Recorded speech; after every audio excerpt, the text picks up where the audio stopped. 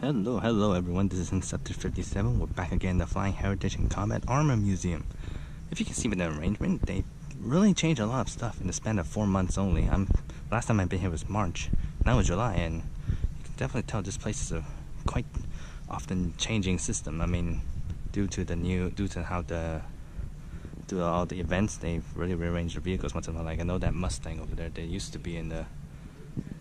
Mustang used to be in the other building. But yeah, well, let's go over again, see if there's any new stuff. So this is the Lancaster nose. We've been here before, nothing much to do. You've got the familiar AT weapons right there, the infantry anti-tank.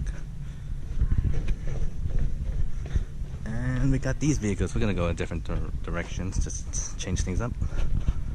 This is the Focke-Wulf D13. This is one of the rarest vehicles here, the Dora. And it's one of the only type, and here you can see the B-17 turret. It used to be over there with the Storch, but the Storch moved, and so did the turrets. The belly turret and the tail turret still very cramped. You can see the door. And here we have the Ki-43 2B Otsu. Again, another rare aircraft. And then we have the PO2. Another rare one. Okay, so these are all pretty much the 3 rare aircraft of this collection. Going all around. The B-25J.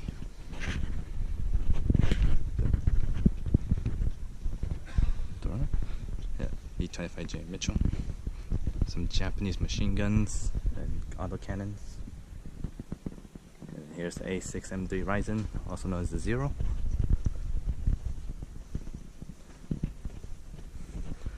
Again, if you see my last video, this used to be in the other building, but they've moved it around here. Probably from the Pacific Day. And here's the F4U-1 Corsair. I don't know if it's the C or the D version, but you can tell from the wing already, it's the Corsair. Naval aircraft. Didn't see this one here last time. Let's see, the FG-1D Corsair. Okay. Here's the M60A1 Patton. You can tell.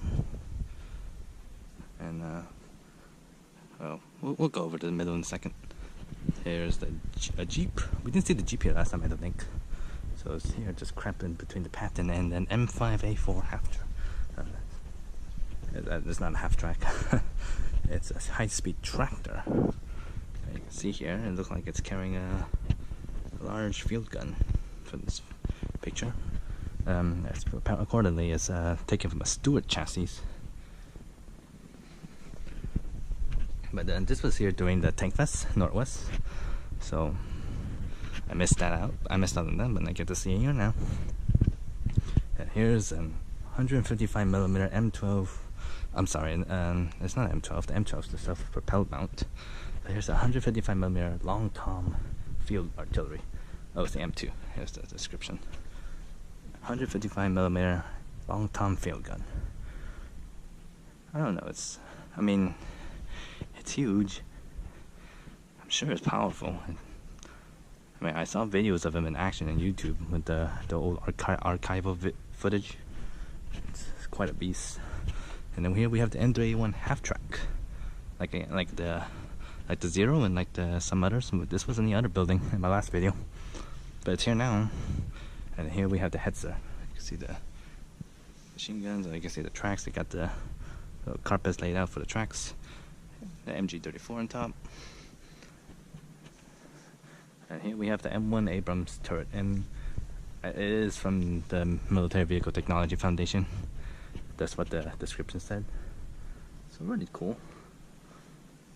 And then here we have that little Kettenkraft, the half-track motorcycle. That's a little bugger. Yeah. And then we have the M48 A3 Patton facing the other way. It's the A3. I think it's an A3.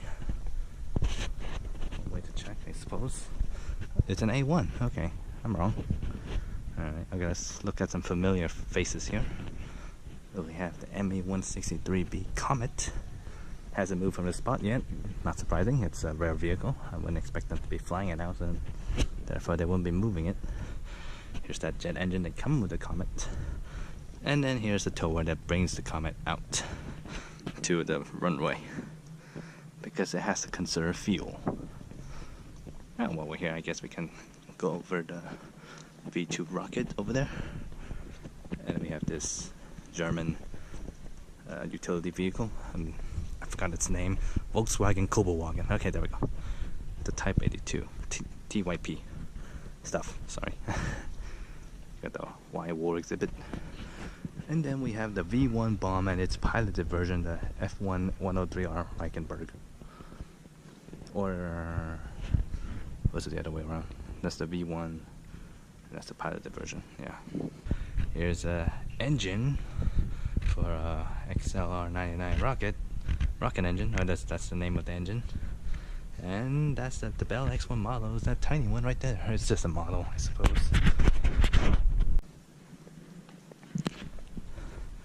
And here we can see the I-16 Rada.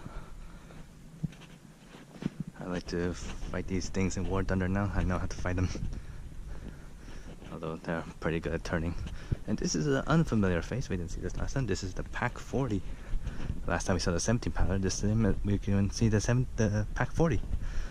And I don't know if I'll see the 17 pounder this time, but you can see the Pak 40. It's a lot smaller than the 17 pounder, definitely. I think it's because of the gun shield. The gun shield definitely helped a bit. There's no optics, but I'm sure those gears might work. It looks to be the firing trigger. I'm not so sure. You could pull the string and it'll fire. It looks like it. But on the other side, we can see a BF-109 E3. They moved this. It was under repair on the other side of the hangar initially when I was here. And then that's the Focke-Wulf A5, I think. It's the one with the radio engine, that's for sure. I think it's the A5. Oh, wait, it's here. Yeah, it's A5. Yay, I'm right. I'm finally right for once on the aircraft. And then this is a new addition. In fact, it's so new they didn't even remove it from this loading rack. Or at least, that's what it seems. The Type 95 Chiha. It's old. They definitely just took this from the island. If that's what it says. They don't even have a story of the tank yet. I'm sure they're researching it right now. That's interesting. And here's a Pratt & Whitney radio engine. Probably the same one they put in there. The Americans put in their like aircrafts. Let's see. It's a P-47, F65, F4U. So that's pretty much a lot of them. We'll go down this hallway one more. The PO2, Focke-Wulf A5, the KI-43 2B Otsu. I think it's a KI-43. Oh, it's a 1B. I'm sorry. Hayabusa Oscar. Although they also call it an Otsu. I think. My Japanese terminology is not up to par. The BF-109, you can see the metal frames on the cockpit windows. Pretty cool.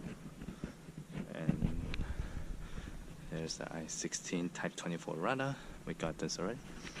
And the Focke-Wulf D13. Also known as the Dora. Alright. That's about it for the first building. We'll go over to the next one and check it out. Of course, I got too intrigued by the Type 95 Chihago to recognize I missed a few aircrafts. We got the Scud launcher here. Okay, that's not an aircraft, but you get my point. And then you got the P-51 Mustang here, and then that's tailored after a certain pilot's paint design. Pretty cool. I heard that the pilot managed to see this plane once more, so that's pretty cool. They got the. Is that strings on the cylinders? I don't know what's that. That's probably just a plug right there. There's the Corsair. And then we have the white painted T-3485. You can see the insides right there. It looks pretty clean actually, compared to the one at the Military Vehicle Technology Foundation. So it definitely shows this is quite runnable and relatively clean to operate in. Alright, we're back in the M60, and I think that's pretty much all of it. Yep.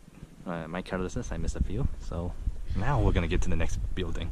Alright, so we're now in the second building, and we are firstly and rightly introduced to an 8-inch self-propelled howitzer M55. Haven't moved it from the last time I visited, but I don't blame them. And right next to it is the Spitfire. Yes, the Mk.VC, I think. Last time I recall. I moved it from one corner of the building to the other. And then right next to it is an M4A1 Sherman named the Boomerang. Although they look like it has measurements. So like got measurements on the sides. Those feet are meters. Imperial metric, I don't know, but there's a tow car right behind it, so some of these planes definitely got here under assist. Right next to it is this turbojet engine from Pratt & Whitney to power the F-105 fighter? Interceptor? Something? I don't know. It's definitely looks like something that can intercept, although I will have to go online and look at it. I don't know this one, I'm sorry. But we'll go back again. Sherman from the front now. You can see the white star right in the transmission. That's all one piece actually. Makes that so it's probably one of the first few initial production. Got that General Motors sign on top left. And here we have the IL-2 Sturmovik, Soviet ground pounder. Hasn't moved. No complaints. FHCAM is a working collection. Everything's moving. Over there we have the Huey Helicopter. This hasn't moved yet either. We've gone through that. Above is this space program that is some sort of project that Paul Allen financed, but he still won the prize. It's a space flight right here for taking part 200. It's a Spaceship 2. That's what it is accordingly. But here it says X Prize trophy.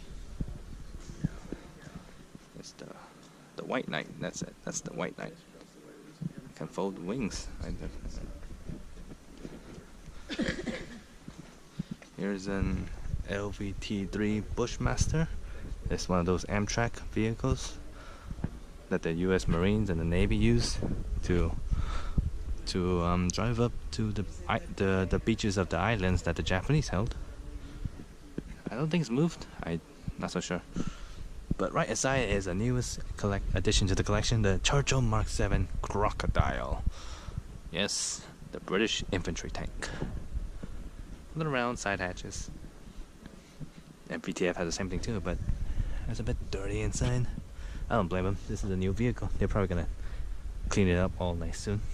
You can see the flamethrower mount in the front. Yep, there it is, right there. And oh, did they use the sideline, the 88mm flak behind it, the Mk.VC? Yes, they did. The Flak 37 is right behind that. How sad. The famous 88mm is now just shoved away in the back. Oh well, at least everyone can still see it. Oh well. Okay, so this is the Mk.VC half track, 8 tons. Supposed to move around the 88mm flak. We're back to the Bushmaster, and this is the P-40, the Tomahawk. This is the the American first fighter. They moved it. It used to be where the Spitfire or the Sherman was. And here we have the 17-pounder. Let's see if we can get the view inside. See that? That's the view of every German tanker that got killed by this thing. Most likely. But yeah, if you look at the Pak-40 compared to this gun shield, I think this gun shield is definitely elevated, but it's definitely a lot taller so far. Yeah, 70-pounder big gun. That's why they try putting in tanks. And then another new addition, or at least a newly fixed. It was under construction while I was here, but they finally fixed up the Mosquito Mark III, made out of wood. One of the most economically viable attack aircraft of the war. One of them. Note that I didn't say most. And oh, okay. Here's the Hellcat F65, F6F5 Hellcat Grumman. You got the wings folded for the carrier usage. Although it was folded last time I was here too. And we have a Rolls-Royce Merlin. Oh, here it is, the Merlin engine. It used to be near the Lancaster. Now it's here. No biggie. The Mosquito uses the Merlin engine too, so no fault there. Here's the storage. Storage. the observation plane. The wingspan was folded, that was unfolded last time. Now it's folded to show that its transportation usage, which I think is very, very cool. And finally, we have the landing craft. LCVP, Landing Craft Vehicle Personnel. This is what they use in D-Day. I think this is new. I mean, the tablet doesn't have a story for it, so I'm assuming it's relatively new. And then we have a Paratrooper Uniform. I'm thinking maybe they should have a D-Day uniform next to it, since this is a D-Day vehicle. But, well, little by little. I mean, this is an evolving collection. And there's a whole bunch of vehicles that I haven't gone over yet, like the P-47 Thunderbolt 2, not the Thunderbolt 2, that's the A10, the P-47 Thunderbolt, there's a Mk.29. That's a whole bunch of vehicles that the Flying Heritage and Combat Armor Museum still doesn't have, and will have. But I think, I look forward to what they're going to get in the future. I mean, one of the tour guides said they're still planning to get an Me-262 jet fighter. I look forward to that when they get it, and when they fly it. But other than that, I mean, the Mosquito, I mean, the newest edition, the Mosquito, the Churchill, the Hago, the Corsair, you know, it's the collection just keeps getting bigger and bigger. And I hope it gets bigger. This is one of the finest collections I've seen in the West Coast. And I hope it grows. Scud launcher. Of course, there's a bucket. Set oil. Yeah, well, at least it's there for a practical reason.